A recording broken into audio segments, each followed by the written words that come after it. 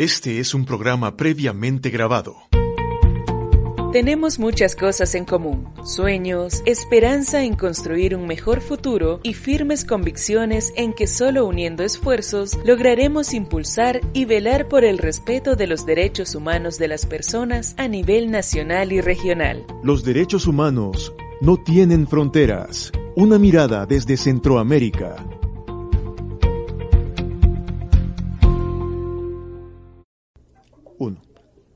¿Qué tal, amigos y amigas? Es un gusto poder estar con ustedes en un espacio diseñado especialmente para conocer sobre luchas, sueños, desafíos y mucho trabajo conjunto que se está realizando en torno a la defensa de los derechos humanos a nivel regional. Este espacio, Los Derechos Humanos, no tienen fronteras. Una mirada desde la región forma parte de una dinámica de trabajo que está impulsando el equipo regional de monitoreo y análisis de derechos humanos en Centroamérica, y este es el primero de 3 programas que hemos preparado para usted. Iniciamos poniendo en contexto la temática a tratar de este día. Crisis sociopolítica en Centroamérica. Centroamérica enfrenta una severa crisis política, económica y social. La impunidad sigue presente en todo el quehacer institucional. Cada vez son más evidentes las restricciones a la libertad de expresión.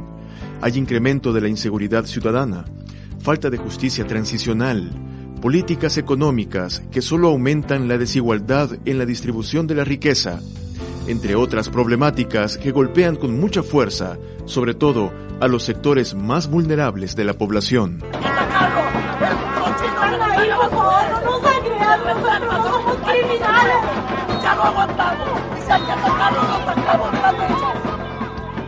El autoritarismo y la concentración de poder transgreden el orden constitucional y amenazan cada vez más a las frágiles democracias. En muchos países de la región, la intolerancia y la imposición de la fuerza se están consolidando como una práctica que no respeta las leyes y que lamentablemente es aceptada por muchas personas que añoran el militarismo de antaño, a pesar de que esto implique graves violaciones a los derechos humanos.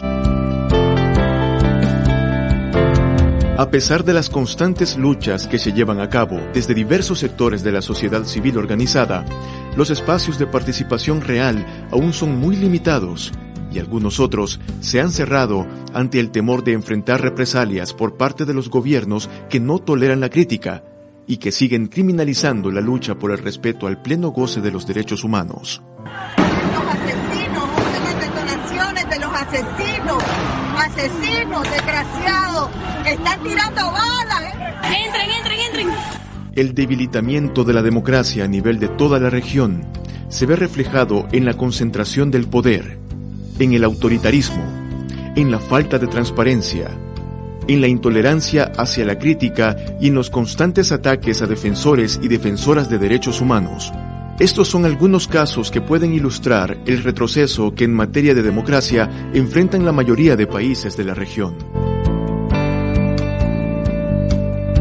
La falta de memoria histórica y la ausencia de indignación en muchos sectores podrían llevarnos a caer en un grado de aceptación de una política cada vez más excluyente.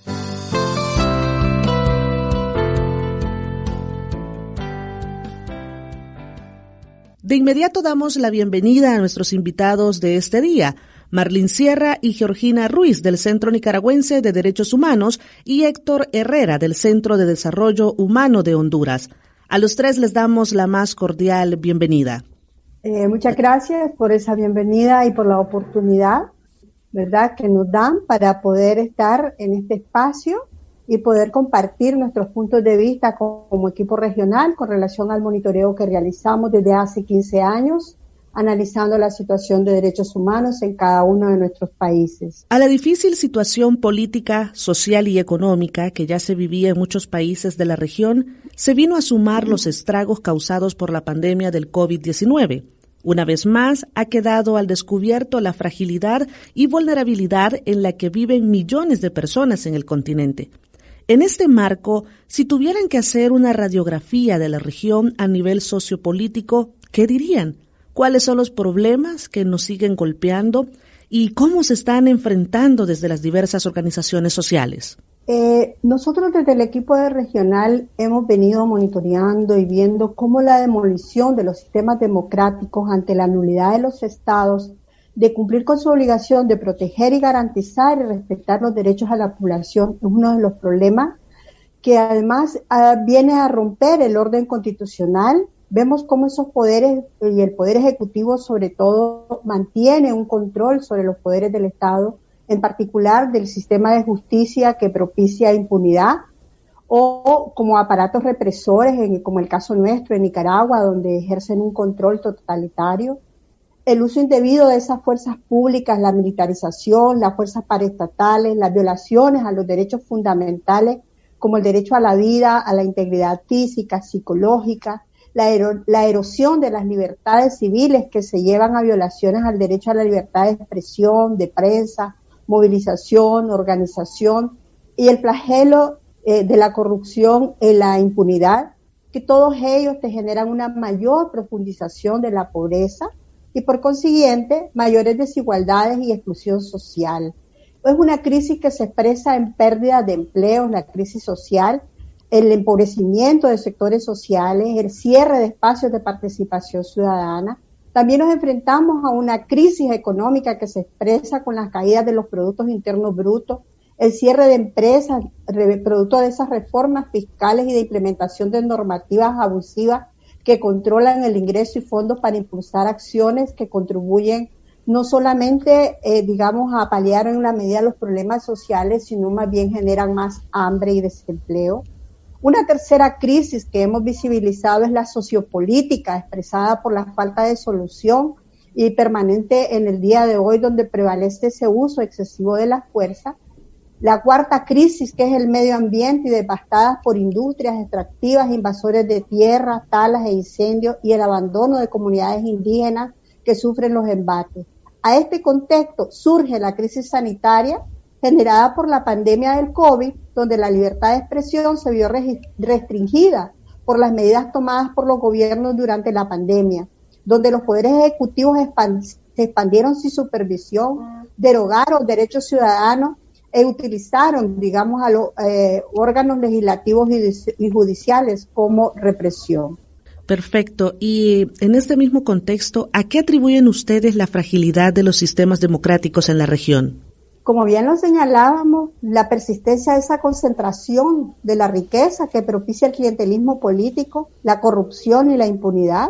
La Comisión Interamericana, en su informe de derechos humanos que publicó en diciembre del año pasado, de ahí dio a conocer el impacto de la corrupción que sobre el ejercicio de los derechos humanos que ha tenido las afectaciones directas en la región. Vemos la concentración de ese poder político y el afán que tienen los gobiernos actuales por perpetrarse en el poder e instaurar gobiernos autoritarios o bien dictaduras como las que estamos viviendo hoy en día en Nicaragua. La falta de esa independencia de poderes del Estado, sobre todo la cooptación de la administración de justicia por parte de otros poderes, por intereses privados o por el crimen organizado que se traduce en una ausencia del control total interinstitucional. Los cierres de espacios cívicos, la nulidad de la participación ciudadana en los asuntos públicos, la criminalización de la protesta social, que es un elemento esencial para la existencia y consolidación de sociedades, y vemos la criminalización, persecución, amenazas y asesinatos a defensoras y defensores de derechos humanos. Ante el panorama que enfrenta la región y que no es nada alentador, ¿cuál es el rol que deben jugar las instituciones que tienen por mandato garantizar el pleno goce de los derechos humanos? Sí, los estados han adquirido un compromiso de hacer valer los derechos humanos al firmar y ratificar tratados de derechos humanos y apoyar otros compromisos internacionales. En ese sentido, tienen que cumplir con ese compromiso asegurando leyes, políticas y programas que sean ejecutadas e implementadas dentro de esa marco. La obligación de los estados parte, los estados han suscrito estos instrumentos internacionales y el compromiso fundamental es de respetar los derechos y libertades que ahí se han contenido y garantizar su libre y pleno ejercicio a toda la persona que esté sujeta dentro de su estado. ¿Qué es lo que ha pasado? Que los estados a nivel de la región no han adoptado estas medidas necesarias al máximo, como lo recomiendan los instrumentos y también la legislación interna, para que se dispongan los recursos necesarios, las políticas y programas necesarios a fin de que progresivamente la acción tenga plena efectividad de sus derechos, tanto los económicos, sociales y culturales, como los derechos civiles y políticos que, ya como lo mencionaba mi colega, pues, han estado prácticamente lacerados en todo este tiempo. Los estados de la región, por lo tanto, deben crear normativas que garanticen y promuevan los derechos humanos, y en aquellos casos donde existe ya la implementación o la creación de estos programas, hacer que sean garantizados bajo el pleno goce, ¿no?, de las libertades que, como bien a lo largo del informe se menciona, han sido pues violentadas en cada uno de nuestros países. ¿Y consideran que en los países donde hay ejército, estos están tomando un mayor protagonismo, tal como ocurrió en la década de los 70 y 80? Sí, en lo que respecta a uno de los problemas que en el informe se señala es la remilitarización en los países centroamericanos. Los gobiernos están recurriendo cada vez más a las fuerzas militares. En este deterioro de la institucionalidad, la coartación del poder por parte del poder ejecutivo en la mayoría de los países, vemos cómo instrumentalizan, ¿no?, estas instituciones policiales y las fuerzas militares para poder o mantenerse en el poder y ejercer, ¿no?, la represión, reprimir a la población cuando se dan las demandas de respeto a los derechos humanos, el respeto y la garantía a sus derechos. Se cometen graves violaciones a los derechos humanos que no propician en ningún momento el nivel de seguridad o la responsabilidad de resguardar a la población, por lo cual ellos han sido creados y proclamados en los países los niveles de los ejércitos o particularmente pues la policía. En los últimos años nosotros hemos visto cómo el ejército permanece en el centro mismo del poder político. Por ejemplo, en Guatemala y Panamá, los militares nunca se fueron a sus cuarteles del todo, ¿verdad? Vemos como figuras ahí que fueron en alguna época, intentaron un golpe de Estado, en el caso de Vinicio Cerezo, hoy son asesores presidenciales, asesores del actual presidente. Sí. Igual hemos visto una de las acciones en este año, en febrero de 2020, el presidente Bukele de El Salvador irrumpió acompañado de militares el Congreso de El Salvador, provocando una gran crisis institucional con la excusa de exigir la aprobación de un préstamo para un equipo de seguridad para policías y fuerzas armadas, lo que generó un rechazo total de la población, pero al mismo tiempo develó la participación de los militares en el poder político. También basta recordar que, por ejemplo, en Honduras, ¿no?, militares que hicieron el golpe de Estado, desde entonces son actores claves en las decisiones políticas. Y en el caso particular de Nicaragua, el ejército ha sido señalado de participar en la brutal represión desatada contra la población en 2018 y que permanece y continúa, ¿no? Varios casos de violaciones de derechos humanos han sido, en el caso de Nicaragua, atribuidos a militares y, ha merecido, en el caso del jefe del ejército de Nicaragua, que otros estados sancionen al jefe de la institución militar, señalando por estar alineado políticamente al presidente y negarse a desmantelar estos grupos paramilitares afines al régimen que han llegado a cometer incluso crímenes de lesa humanidad, como lo han señalado en sus informes organismos internacionales. Sí, gracias. A esta hora vamos a hacer una pausa. Ya regresamos con más de su programa Los Derechos Humanos no tienen fronteras, una mirada desde la región. Un dato interesante que debes conocer. Existe desde hace 15 años el Equipo Regional de Monitoreo y Análisis de Derechos Humanos en Centroamérica. Es una red que vela por la defensa, protección, respeto y cumplimiento a los derechos humanos mediante acciones de monitoreo, análisis e incidencia, activando mecanismos nacionales e internacionales para su protección. ¿Quiénes integran este equipo? Fundación de Estudios para la Aplicación del Derecho FESPAD, Grupo de Apoyo Mutuo GAM, Centro Nicaragüense de Derechos Humanos, CENID, Centro de Investigación y Promoción de los Derechos Humanos, CIPRODE, Centro de Desarrollo Humano, CDH, Comisión Nacional de Derechos Humanos de Panamá, CONADEUPA, e Iglesia Luterana Costarricense, ILCO. Una de las principales actividades del equipo regional es el Informe Centroamericano sobre Derechos Humanos y Conflictividad Social, que anualmente se realiza y socializa en la región. Se centra en áreas estratégicas como sistemas democráticos, seguridad ciudadana, pobreza y desarrollo humano. Este informe es de gran importancia, entre otras cosas, porque permite identificar los avances y retrocesos del cumplimiento de los derechos en la región y da insumos a la ciudadanía para la Contraloría Social. Sigámonos informando y exijamos juntos el debido cumplimiento de los derechos humanos en la región.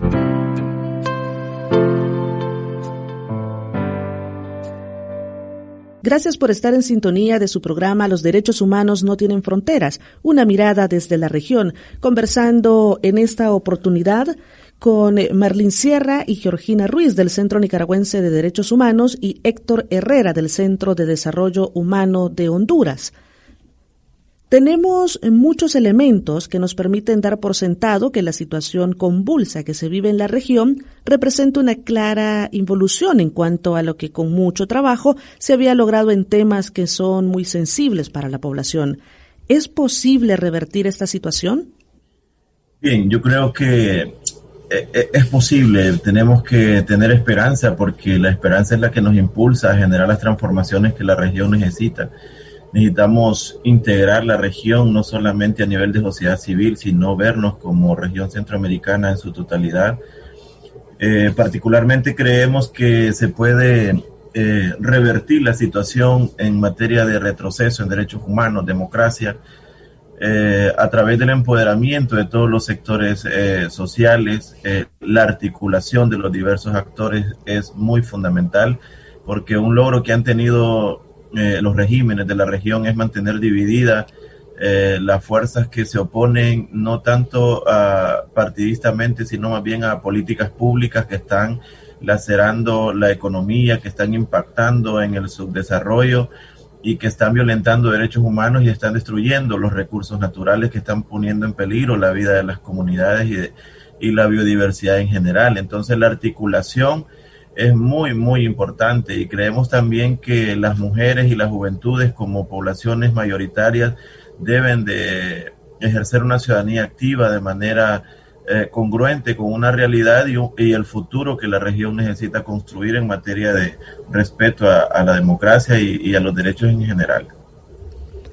¿Qué está pasando en la región? Ciertamente hay un desencanto con la clase política, pero pareciera que la población no logra todavía exigir respeto a la institucionalidad. ¿Es una percepción o evidentemente hay miedo, comodidad o mucha desinformación? Es complicado el tema de la estabilidad política en la región centroamericana. Venimos viendo la degradación de los sistemas, de lo que se ha venido construyendo y consolidando a partir de los años 80, 90, a la actualidad, después de las crisis políticas internas que tuvieron las regiones y algún nivel de intervención de los Estados Unidos de América. Las mismas políticas públicas han generado miedo, las políticas de represión, de persecución a líderes, defensores y defensoras de derechos humanos, personal de organizaciones no gubernamentales, líderes estudiantiles, etcétera, ¿verdad? Los mismos sectores privados que son más coherentes y que actúan con más ética son perseguidos en el marco de la mayoría de nuestros países. Entonces, este tipo de instrumentalización de las políticas públicas en función de proyectos políticos personales o proyectos políticos que benefician a las élites de la región y en sí a las transnacionales han generado un miedo, pero también existe la esperanza de que hay sectores que superan el miedo, administran ese miedo y manifiestan su indignación, y eso lo podemos estar viendo, por ejemplo, el tema de descontento en Costa Rica, el descontento social en Nicaragua, en Honduras, en Guatemala y recientemente pues en El Salvador. Creo que el reto fundamental